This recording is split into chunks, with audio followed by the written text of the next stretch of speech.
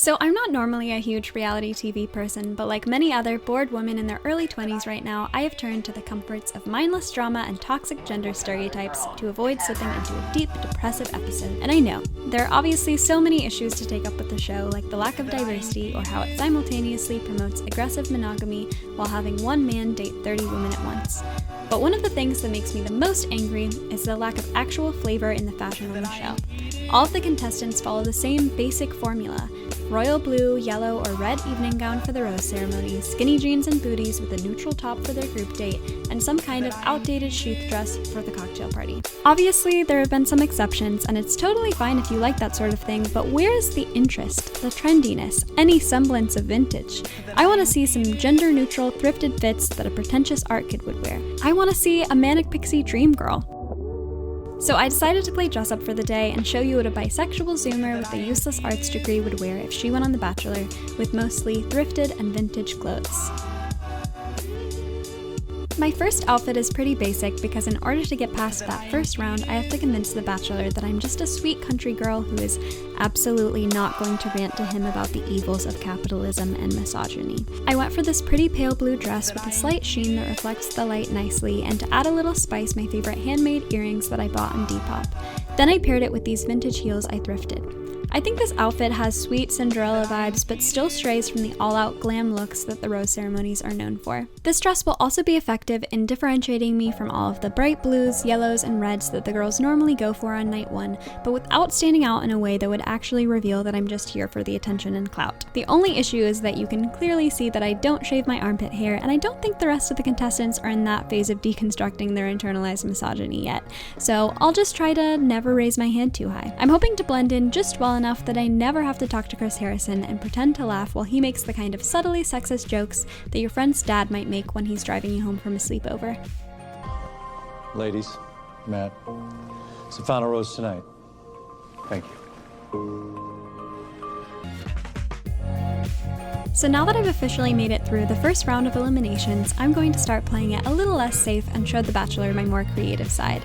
I'm thrilled to find out that I have the first one-on-one in Paris, and in my headcanon, it's a paint and sip because of course it has to be something that I excel at: getting drunk and following simple directions. I went with a very 70s inspired outfit with a gingham mini dress, a red denim jacket that I thrifted, and these knee-high white boots I bought on Depop. And of course, nothing screams American tourist in France more than a beret. We only have a few hours for me to communicate all of my personality and interests to him, so I conveniently brought along a bunch of personal items that can subtly hint at my talents while I'm pretending to root through my bag and put them all out on the table. How did this tarot deck, book I'm reading, film camera get in here? Maybe the other girls will gossip about me because it seems like I'm the most obnoxious person that exists, but I'm in it to win it, okay? Of course this will end up backfiring because I find out that he hates reading and doesn't understand why anyone would take film photos when it's so much easier to just take them with your iPhone. And then I have to calmly remind myself that I'm just here to get famous and not actually end up with the love of my life.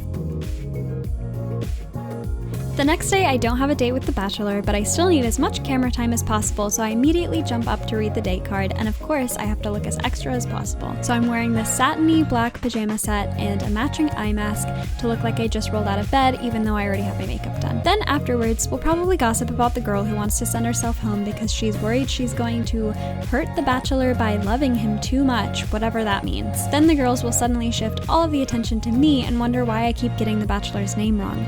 It's Matt, not Mark, and accuse me of being here for the wrong reasons, and I'll remember that I have way too much social anxiety to be on this show.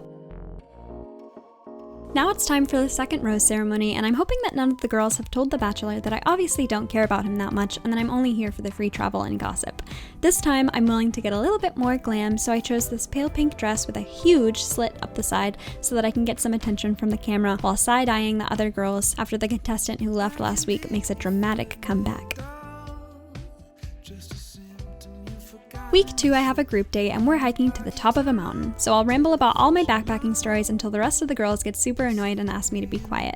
At the top of the mountain, Chris Harrison has probably set up some kind of elaborate game that will determine who gets to go on the night portion of the date, and will fight tooth and nail to win, only to find out that the evening date is a concert where a musician that none of us have ever heard of will be playing because The Bachelor's budget was kind of small this year. I'm wearing this forest green set because it makes me look like I'm relaxed and do yoga in my free time, paired with my worn-in hiking boots to make me look like an experienced hiker even though I'm going to be heaving the entire time because it's been so long since I've had any physical activity. After my team loses, we'll sit around gossiping about the girls on the team that won the competition, as is customary, and then we'll immediately take back every bad thing we said when the bachelor ends up telling us we can actually come on the date after all.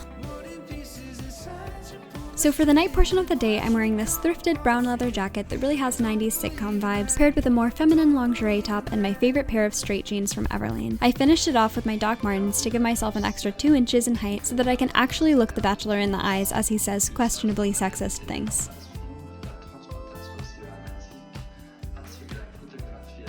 Honestly, I ran out of nice looking evening gowns for rose ceremony, so you know I'm going home this episode. This rose ceremony is going to be a complete mess. Some of the girls finally tell the bachelor that I'm here for the wrong reasons, I get into a fight with Chris Harrison because he makes a testy comment about cancel culture, and the bachelor finds out that I'm not a registered Republican, which he is frankly not going to stand for. So I finally get sent home. I picked out this black velvet dress that I thrifted and altered because it will match perfectly with the mascara tears running down my face, and I paired it with these knee-high vintage boots, also thrifted. I think this fit has major early 2000s Lorelai Gilmore vibes, and just like Lorelai, will really communicate how little effort I'm willing to put in for a mediocre gym rat type of man. As soon as I get sent home, the producers will find out what a mistake they made putting me on the show, because now all the girls have gained class consciousness and are questioning if they too prefer women. Straight away, I'm already trying to figure out my next career move to launch me to stardom.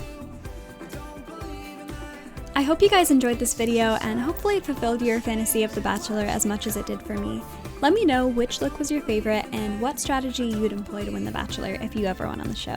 Thanks for watching, and I hope you'll come back soon.